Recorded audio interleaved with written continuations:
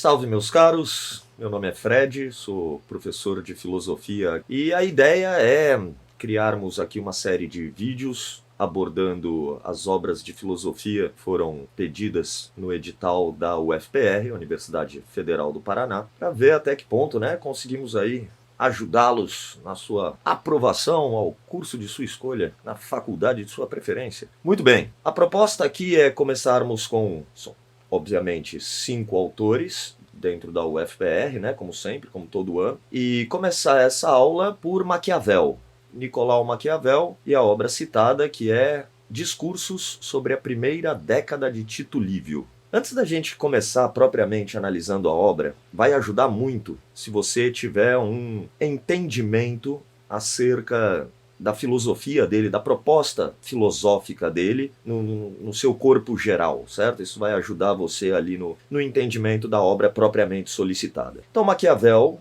um cidadão de Florença lá do século XV, ele nasceu em 1469, morreu em 1527, então é um pensador tipicamente pós-medieval, um pensador do inicinho da Idade Moderna. E Maquiavel ele vai se consagrar, ou vai ser consagrado hoje, como o fundador, o principal intelectual da filosofia política, da ciência política, política vista como ciência. Porque, é claro, ele não foi o primeiro a falar de política, teve uma porrada. Você teve lá na Grécia Antiga Platão, que ao escrever a República criou uma utopia sobre como a sociedade perfeita deveria ser, os reis deveriam ser filósofos, etc, etc.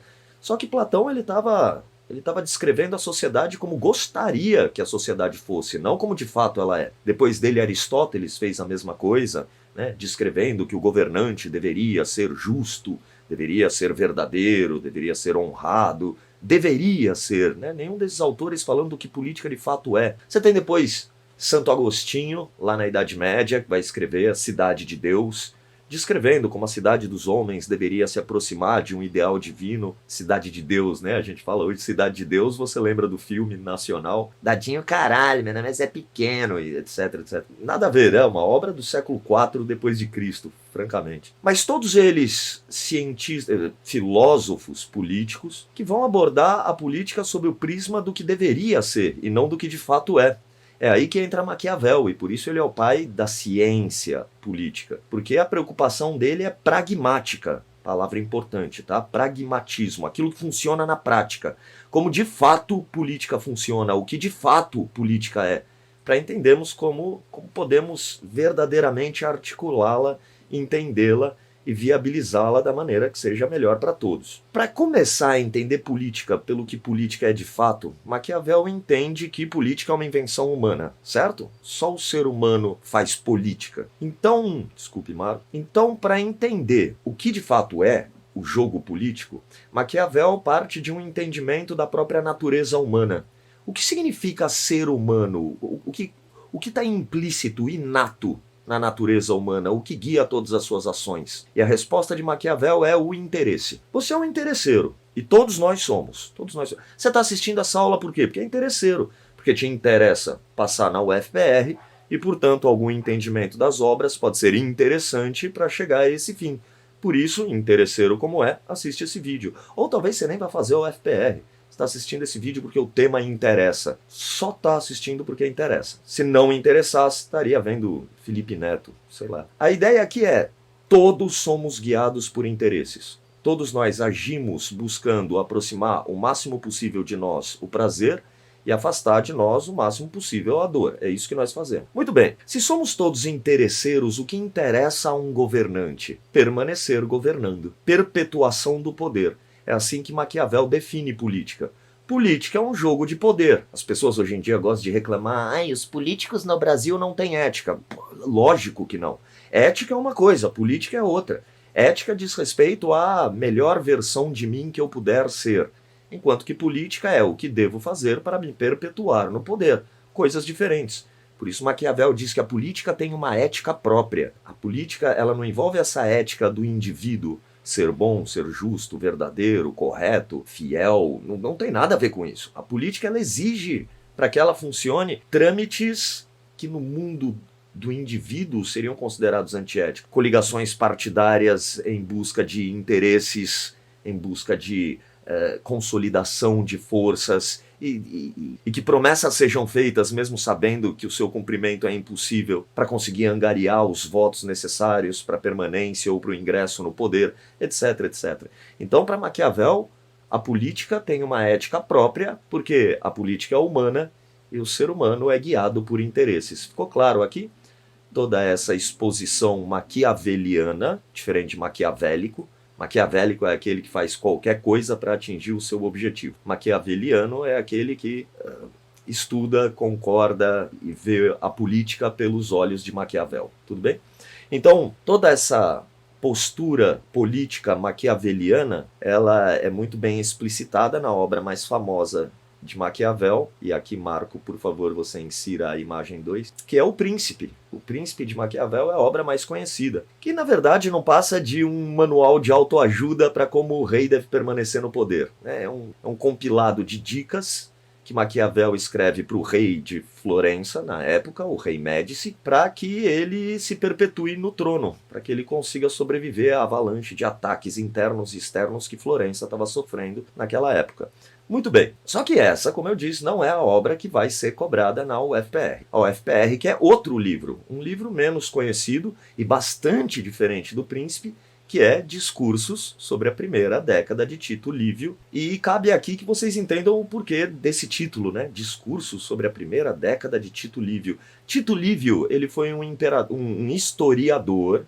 Tito Livio foi um historiador romano, ali do período em que Cristo teria vivido e falado as coisas que falou, né? Ele nasceu um pouco antes de Cristo, morreu um pouco depois de Cristo. E como historiador, Tito Livio vai escrever a história romana, certo? Em vários livros, em vários tomos, primeiro deles intitulado A Primeira Década. Nessa primeira década da história romana de Tito Livio, ele vai descrever como Roma passou de um estado monárquico para uma república, certo? Isso é muito importante. É isso que está em pauta no que Maquiavel está analisando nessa obra. Então, Maquiavel está lendo o livro de Tito Livio e fazendo observações sobre o que ele pensa dessa transição de um estado monárquico para uma república em Roma. Como Maquiavel aborda, como Maquiavel entende um estado monárquico? O estado monárquico, à primeira vista, monarquia, certo?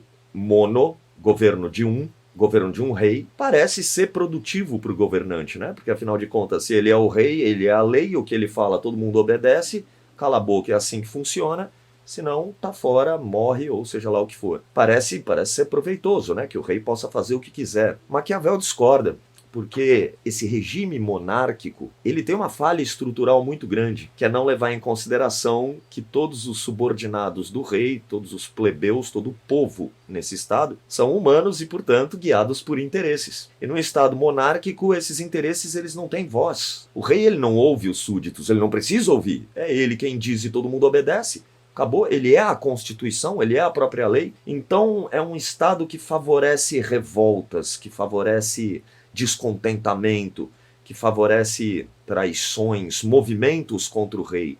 Então, no fim de contas, a monarquia é um estado instável, porque o trono está constantemente ameaçado pela insatisfação popular, já que o povo não opina e todas as decisões estão no colo do soberano. Só. Todas as leis favorecem a nobreza, o regente, nunca a população. Por quê? Porque ela nem tem demanda a ser ouvida. Eles não importam, eles não têm expressão numa monarquia. Então, Roma viu isso acontecer e viu a plebe se insurgir contra o rei, certo? E ir contra o regime monárquico. Violência nas ruas, quebra-quebra, desordem, bagunça, destruição, revolta. Tava caótico.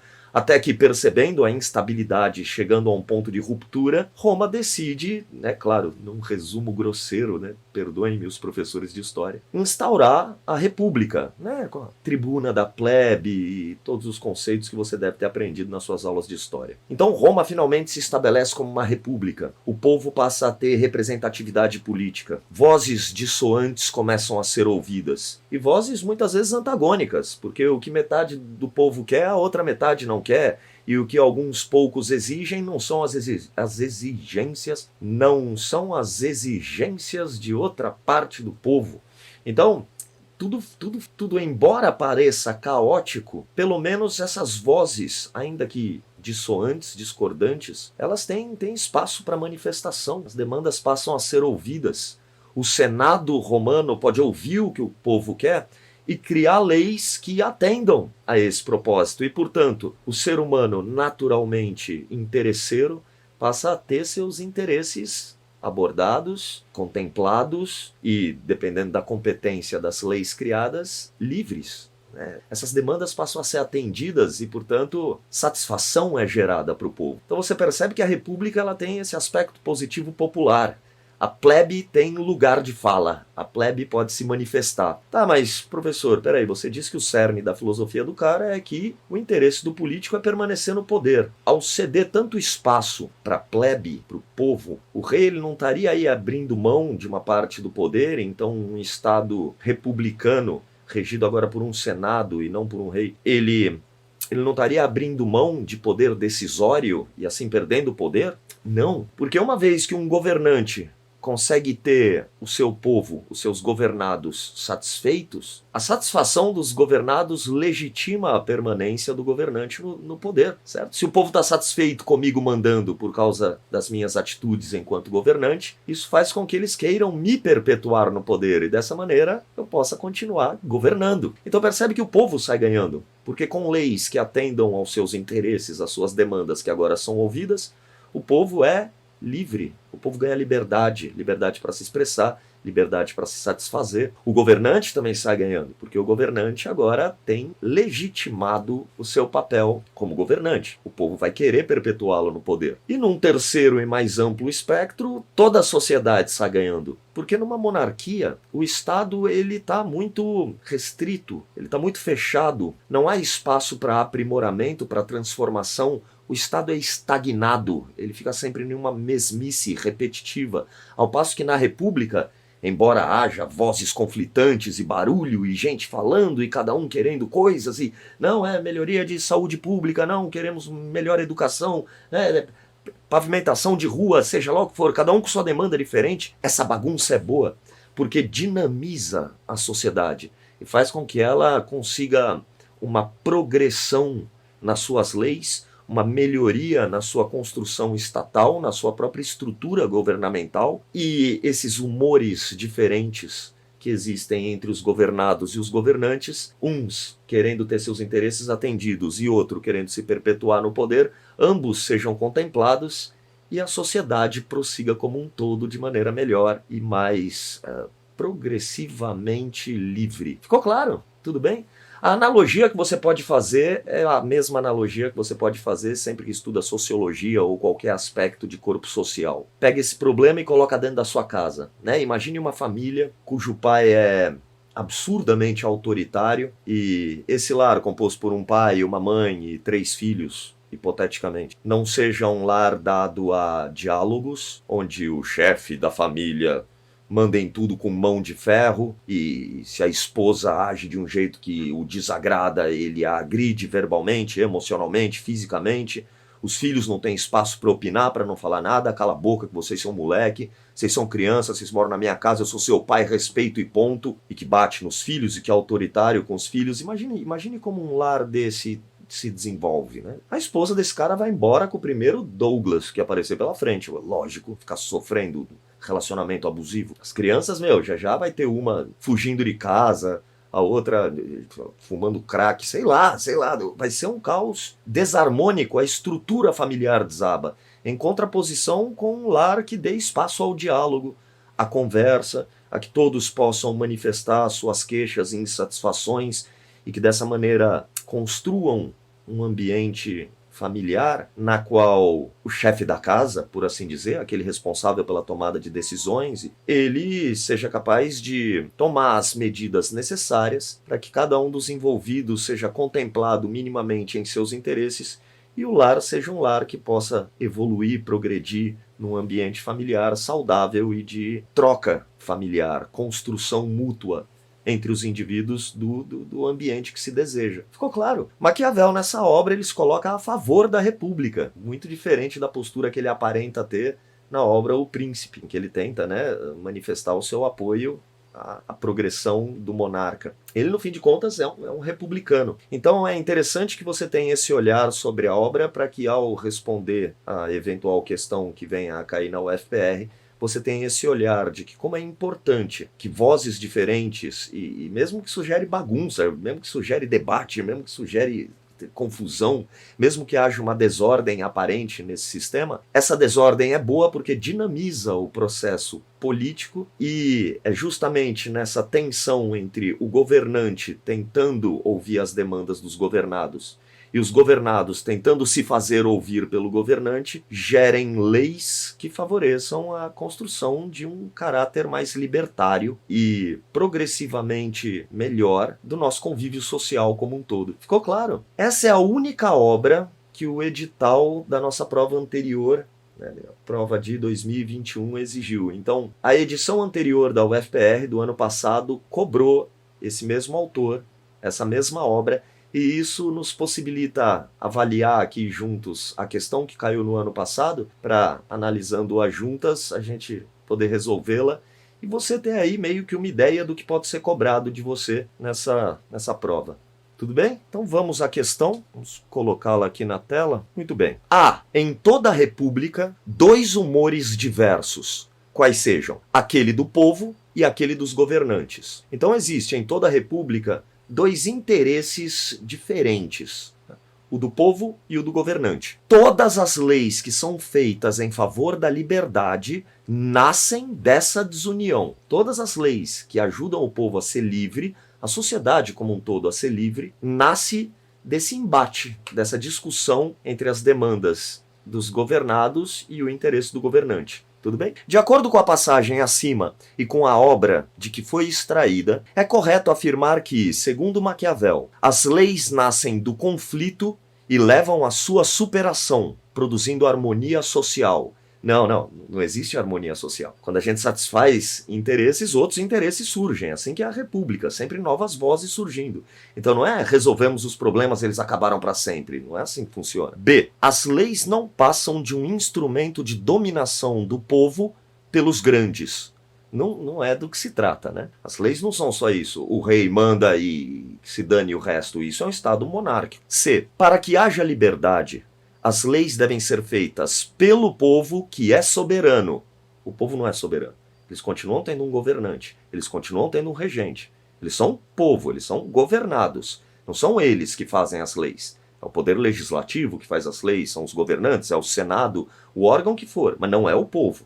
As leis são feitas para o povo, não pelo povo. D. O conflito entre os grandes e o povo é o motor da vida política, o que produz e aperfeiçoa as leis, certo? É essa. É justamente a tensão existente entre governantes e governados numa república, governados falando, governante ouvindo e tentando atender às demandas na medida do possível, que vão surgindo as leis que são aperfeiçoadas justamente nessa dinâmica entre governantes e governados. Ficou claro? E por fim, a alternativa E, cabe aos grandes fazer as leis, mas sem retirar a liberdade do povo. Toda lei, no fim de contas, é um não pode. Uma lei é sempre um impeditivo, é um não pode fazer. Então, é preciso retirar uma parte da liberdade para conceder outra liberdade. Por exemplo, se eu digo para você, é proibido roubar alguém na rua, eu estou diminuindo essa sua liberdade natural, que é a de roubar alguém, certo? Você tem mão, você tem perna para sair correndo, você pode roubar alguém, naturalmente falando. Só que ao dizer que você não pode fazer isso, eu te dou uma outra liberdade, uma liberdade civil, que é a liberdade de você andar na rua sem ser assaltado. Ficou claro? Então, não se trata de jamais tirar a liberdade do povo, não. Ao cercear, ao limitar a liberdade natural, garantir uma outra liberdade, uma liberdade mais própria da vida coletiva, da vida pública, que é a liberdade de não ser agredido, não ser assassinado, não ser... Tudo bem? Ficou claro? Espero que tenham conseguido entender. Deixa eu retirar aqui, só um minuto. Espero que eu tenha conseguido ajudar em alguma coisa. Claro que sempre ler a obra é o fundamental, seria o essencial, mas sei o quanto vocês correm, sei o quanto vocês estudam, muitas vezes não há tempo, propriamente falando. E nesse caso, espero que ao menos uma síntese dessa já te dê uma luz sobre como você pode se orientar aí na sua questão, tá bem? Muito obrigado pela sua prestimosa atenção e até nosso próximo vídeo. Grande abraço.